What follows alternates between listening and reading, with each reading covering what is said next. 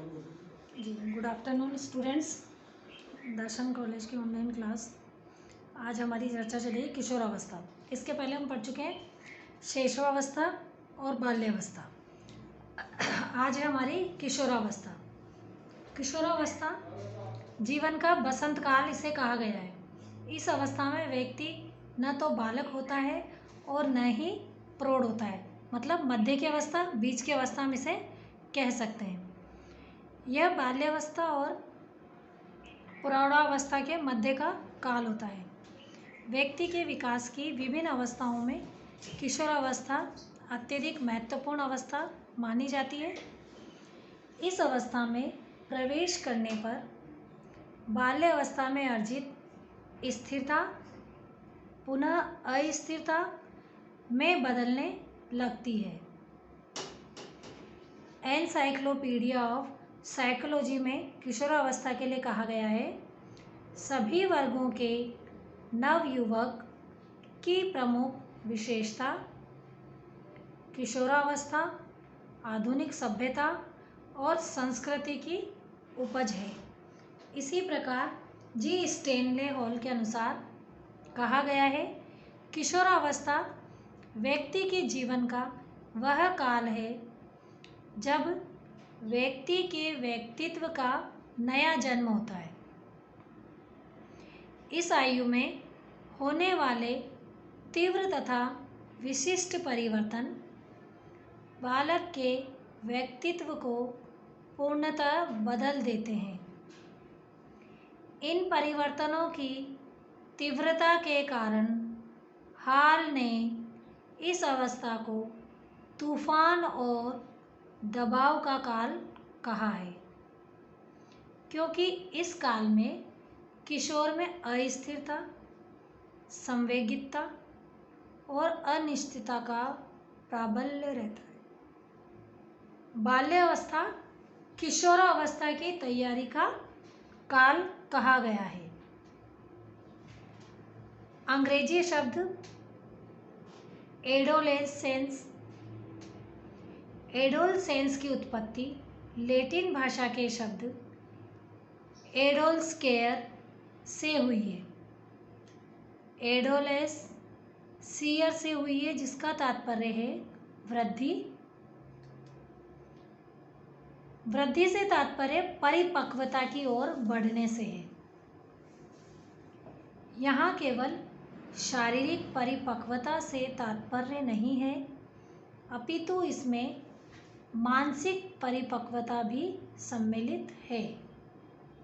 मानसिक परिपक्वता के साथ साथ व्यक्ति सामाजिक और संवेगात्मक परिपक्वता भी सम्मिलित है। किशोरावस्था की आयु के बारे में कुछ मनोवैज्ञानिकों ने कहा है। ब्लेयर, जॉन्स व सिम्पसन के विचार हैं, किशोरावस्था प्रत्येक व्यक्ति के जीवन में वह काल है जो बाल्यावस्था के अंत में प्रारंभ होकर प्रौढ़ावस्था के प्रारंभ में समाप्त होता है। हेडो कमेटी रिपोर्ट इंग्लैंड के अनुसार कहा गया है, 11 या 12 वर्ष की आयु में बालकों की नसों में ज्वर उठना आरंभ होता है। इसे किशोरावस्था के नाम से जाना जाता है। मतलब इन्हें तेजी और गति या तूफान से इनका तात्पर्य है, इनके विचारों में गतिशील ज़्यादा होते हैं और तूफानी जैसे इनके विचार होते हैं, तुरंत निर्णय वाली क्षमता। इसे किशोरावस्था के नाम से जाना जाता है। ज्वार उठना मतलब उत्तेजना। यदि इस ज्वार का चढ़ाव के समय ही उपयोग कर लिया जाए एवं इसकी शक्ति और धारा के साथ नई यात्रा आरंभ कर दी जाए तो सफलता प्राप्त की जा सकती है। इसकी निर्धारित आयु किशोरावस्था की जो बताई गई है 12 से लेकर 18 वर्ष। हर लोग ने इसे 3 भागों में डिवाइड किया है किशोरावस्था को। पूर्व किशोरावस्था, प्रारंभिक किशोरावस्था, उत्तर किशोरावस्था। एनसाइक्लोपीडिया के अनुसार लड़कियों की आयु और लड़कों की आयु को इन्होंने डिवाइड करके बताया है। 13 से 21 वर्ष लड़कियों की आयु बताइए और लड़कों की रखी है इन्होंने 15 से लेकर 21 वर्ष। पूर्व किशोरावस्था को एज के इफेक्ट से बांटा गया है। इसमें भी दोनों भागों में बांटा है, बॉयज़ या गर्ल्स, लड़के और लड़कियों के आधार पे। पूर्व किशोरावस्था में लड़के की बताइए 11 से लेकर 12.5 या 12 के लमसम। लड़कियों की अवस्था बताइए 10 से 11, 12 से 16, जिसमें वृद्धि और विकास होता है। प्रारंभिक किशोरावस्था लड़के 13 से 17 वर्ष की आयु और लड़कियों की बताई गई है 17 से लेकर 20 या 21 वर्ष।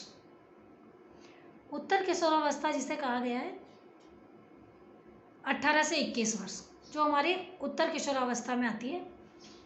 पूर्व किशोरावस्था 13, 14, 15 या 16 वर्ष। जब बालक हाई स्कूल की शिक्षा प्राप्त करता है, इस अवस्था में लड़के लड़कियों की अपेक्षा अधिक अपरिपक्व होते हैं, लेकिन शीघ्र ही वे अपनी इस अपरिपक्वता की क्षतिपूर्ति कर लेते हैं। इस आयु के निर्धारण पर जलवायु और सामाजिक दशाओं का भी प्रभाव पड़ता है। ठंडे देशों की अपेक्षा गर्म देशों के बालकों में कैशोर्य के लक्षण शीघ्र प्रकट होते हैं। तात्पर्य वातावरण अनुकूल परिवर्तन होता रहता है। तो किशोरावस्था में ये बताया गया है, इसकी मेन एज रखी गई है हमारी 18 वर्ष तक। उत्तर अवस्था को इसमें 18 से 21 वर्ष बांटा गया है, जिसके अंतर्गत बताया गया है कि विचारों की प्रभावशीलता बालक के अंदर तीव्र गति से होती है और इसमें कई प्रकार के विचार उत्पन्न होते हैं, जिसको हम क्रमिक व आकस्मिक कई प्रकार के विकास में डिवाइड कर सकते हैं। तो आज हमने किशोरावस्था पर चर्चा की है।